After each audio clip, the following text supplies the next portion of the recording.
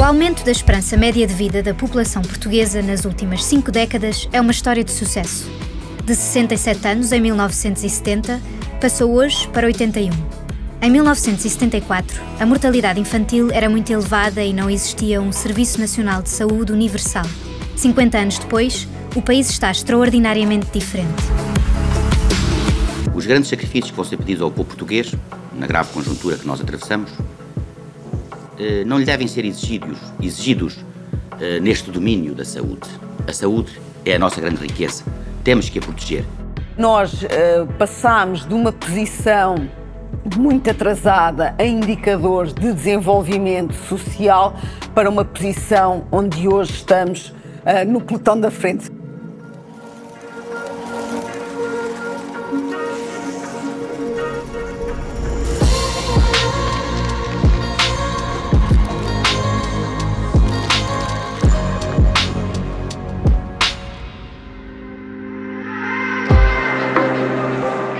Um dos fatores mais importantes dessa mudança acontece em 1979, 5 anos depois da Revolução. Quando o Serviço Nacional de Saúde começou em Portugal, aquilo que nós tínhamos para oferecer, comparado com aquilo que nós temos hoje, era infinitamente pouco em termos de soluções farmacológicas, medicamentos, tecnologias cirúrgicas, capacidade diagnóstica. A esperança média de vida subiu mais de 10 anos e a mortalidade infantil desceu para níveis que são dos melhores do mundo. Estamos em quinto lugar.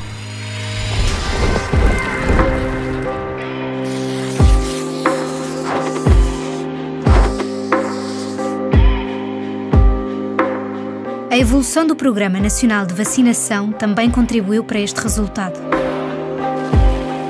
As vacinas são uma das maiores inovações que existiram nos últimos 100 anos. São a melhor coisa que nos pode ajudar a prevenir a doença. Outro aspecto que merece a palavra revolução é o do planeamento familiar, que tornou possível o apoio no planeamento de uma gravidez e na vivência da sexualidade de forma segura e saudável. Há ainda um outro fator que produz uma mudança extraordinária na prevenção da mortalidade precoce. Durante a década de 60 ainda houve muitos partos em casa porque não era normal ir ter os filhos ao hospital. A maior parte das gravidezes não eram vigiadas, não eram acompanhadas e, portanto, havia riscos decorrentes depois do parto em que morriam as mães e morriam os bebês. À segurança nos partos somam-se fatores críticos como a melhoria das condições laborais e do rendimento, habitação com água canalizada e saneamento básico. E a par disto, a subida generalizada dos níveis de educação. A entrada na Comunidade Económica Europeia em 1986 foi um marco importante para o desenvolvimento do país. Nós muitas vezes não nos apercebemos da magnitude da mudança porque fomos também mudando com o país, fomos crescendo e não nos lembramos, ou porque éramos pequenos, ou porque não éramos nascidos, ou porque às vezes é difícil pensarmos em determinadas coisas e lembrarmos como a vida era há 50 anos em Portugal. Mas, de facto, o país transformou-se muito, assim como se transformou o resto do mundo, mas, de facto, nós passámos de uma posição muito atrasada em indicadores de desenvolvimento social para uma posição onde hoje estamos no pelotão da frente. No entanto, a despesa em saúde per capita, medida em euros, é apenas 65% da média europeia. Mas se tivermos em consideração a riqueza gerada por cada país, então a despesa em saúde, em Portugal, está completamente alinhada com a média da União Europeia. Apesar da melhoria dos indicadores mencionados, há um conjunto de doenças que afeta a saúde dos cidadãos. Os infartos e os acidentes vasculares cerebrais estão no topo das causas de morte em Portugal e é assim desde os anos 70, apesar de terem diminuído em percentagem para quase metade.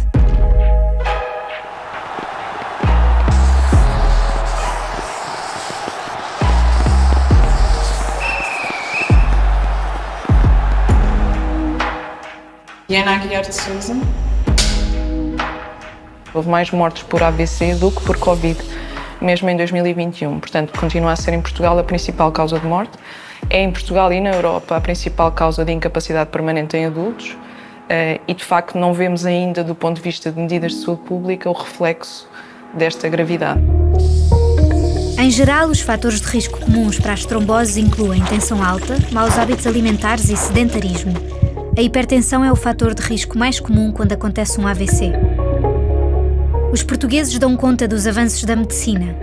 Em 1986, realizou-se o primeiro transplante cardíaco. Uma palavra une os fatores de risco: obesidade. Obesidade pode ser descrita como a epidemia das sociedades contemporâneas. Acontece em todos os países. Em 1970, nós tínhamos 4% dos homens com obesidade e 7% das mulheres com obesidade. Hoje em dia, estes valores quadriplicaram ou quintuplicaram, portanto, acabamos por ter realmente um crescimento mais do que vertiginoso, constante ao longo do tempo e que nos colocaram nesta posição. 20-25% das pessoas adultas em Portugal têm obesidade e um valor que é bastante similar ao que temos no resto dos países na média europeia. O desporto é uma das formas de prevenir a doença e de melhorar o bem-estar físico e mental. Quanto mais cedo se inicia, melhor. Eu sempre pratiquei desporto desde que era pequenina. Comecei na natação, era uma coisa que era necessária na altura de aprender a nadar, era muito importante. Depois passei para o karaté, mas nunca ganhei assim aquele gosto pelo desporto, até começar a jogar basquete quando tinha 11 anos. Comecei a jogar no desportivo, porque o meu pai também jogou basquete no desportivo de Leça, e eu acho que foi o convívio em equipa, o trabalho em equipa, foi muito importante para mim. Portugal não se tem o hábito de uma pessoa chegar de manhãzinho ao domingo, vestir o fato de treino e fazer um cross. Não há cá o hábito de fazer isso. Enquanto nos outros países vê muita gente fazer isso, mesmo pessoas de idade, 70 e tal anos, fazem isso.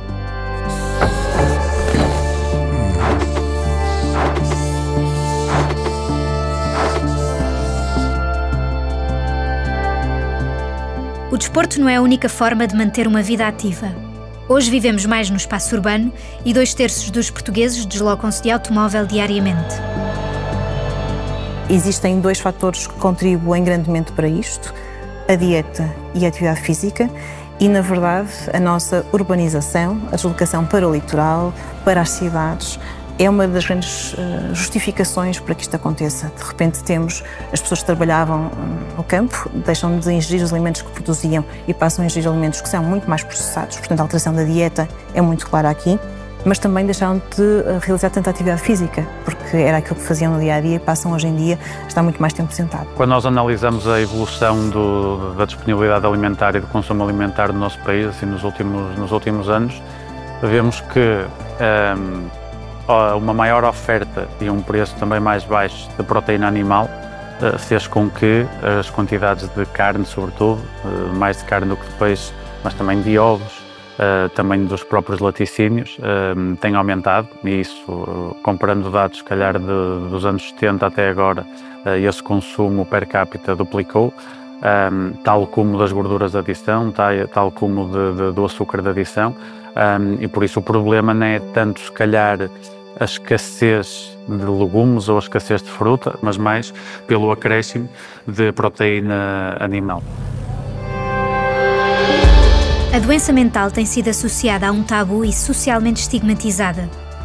Hoje essa realidade é diferente de há 50 anos, mas Portugal está no topo dos países da União Europeia com maior consumo de antidepressivos e percentagem da população com perturbações de saúde mental.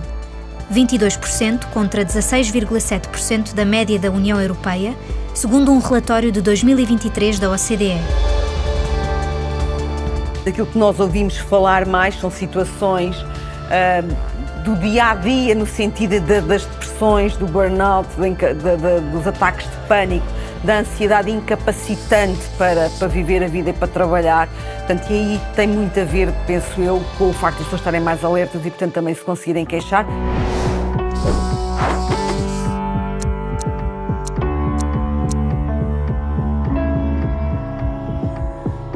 O cancro ainda é uma das principais causas de morte em Portugal. Para as mulheres, os 2 cancros que mais afetam as mulheres são o cancro da mama e o cancro do pulmão. Na Liga Portuguesa contra o Cancro, um autocarro com 30 mulheres de Trás-os-Montes chega para confirmar ou eliminar suspeitas após o rastreio efetuado na unidade móvel que se deslocou à região. De facto, em relação ao cancro da mama tem havido muita inovação, tem-se melhorado muito os resultados em termos de longevidade por causa da evolução que tem havido nos tratamentos. Há ainda uma outra doença que marca o nosso tempo.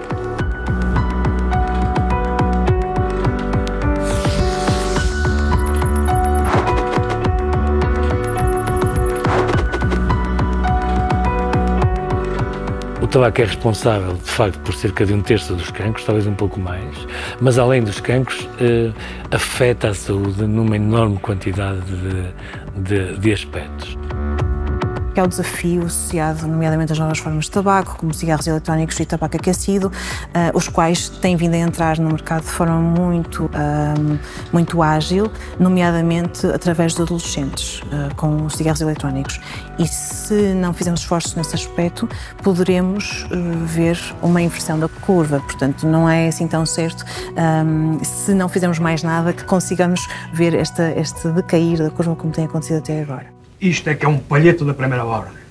Deste, já não há mais. Deixe-me dizer-lhe a outra, que vai ser uma discussão muito interessante para o futuro, que é, por exemplo, a dependência das bebidas alcoólicas.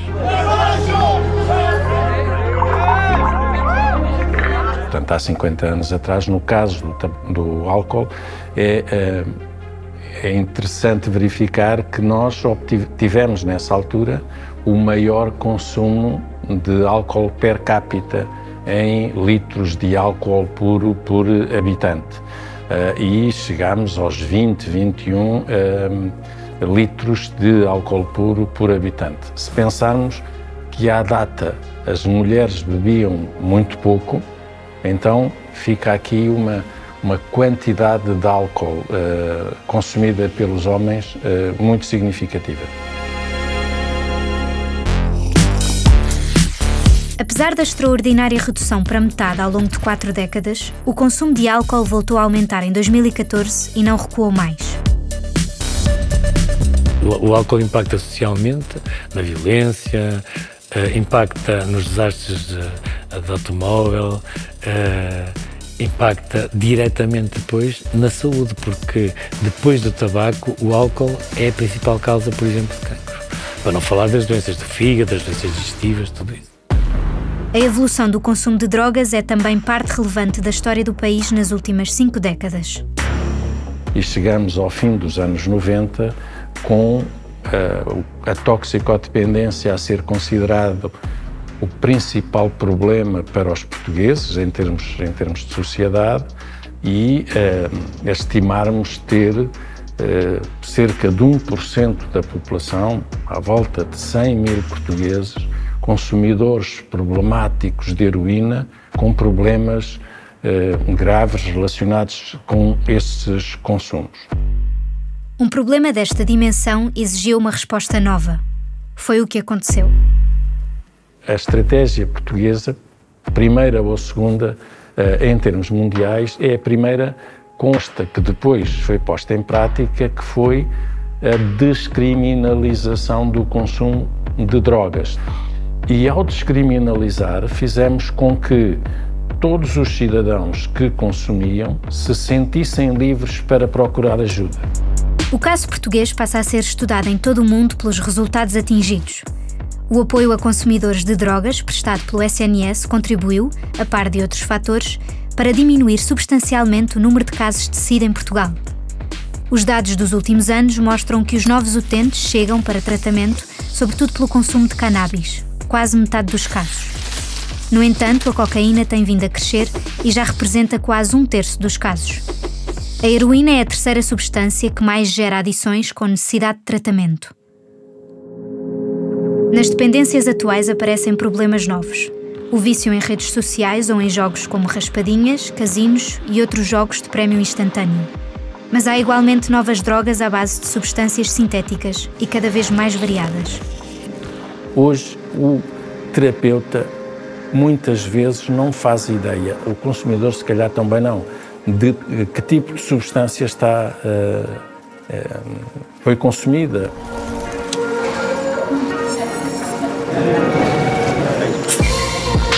O serviço médico à periferia, no pós-25 de Abril, foi o primeiro passo de um país que pretendia chegar a um Serviço Nacional de Saúde para todos, onde quer que estivessem. Hoje a missão é clara. Os prestadores de cuidados de saúde, públicos e privados, devem garantir esse acesso dos cidadãos em quantidade e qualidade. Mas existem atualmente obstáculos importantes a esta missão. À falta de médicos, enfermeiros e recursos humanos diferenciados, junta-se a necessidade de reforma dos cuidados de saúde primários, no sentido de tornar o sistema de saúde menos hospitalocêntrico. Também importantes são os tratamentos inovadores e os meios de diagnóstico avançados, mas a inovação deve estender-se igualmente à forma como se organiza o próprio SNS. Numa sociedade cada vez mais envelhecida, o setor da saúde deve reinventar-se para garantir a cobertura universal. Eu sei que é muito difícil, quando uma casa está a arder, em vez de chamar os bombeiros, estarmos a discutir também e ao mesmo tempo estar a discutir como é que se evitava aquele incêndio. E parece que é assim que nós encaramos a saúde. Estamos doentes, não vamos estar a discutir porque é que eu adoeci. Mas a verdade é que se nos lembrarmos e pensarmos o que foi a história da Europa, nomeadamente, e a história do mais exemplar Serviço Nacional de Saúde, que foi o inglês, ele foi desenhado em plena guerra, que é talvez a mais drástica, a mais dramática, a mais extrema circunstância de desorganização social. Beveridge foi capaz de desenhar e pensar como é que ia responder aos problemas de saúde da população. E é essa dificuldade de juntar estas duas coisas que eu diria que é a evolução que falta no nosso Serviço Nacional de Saúde.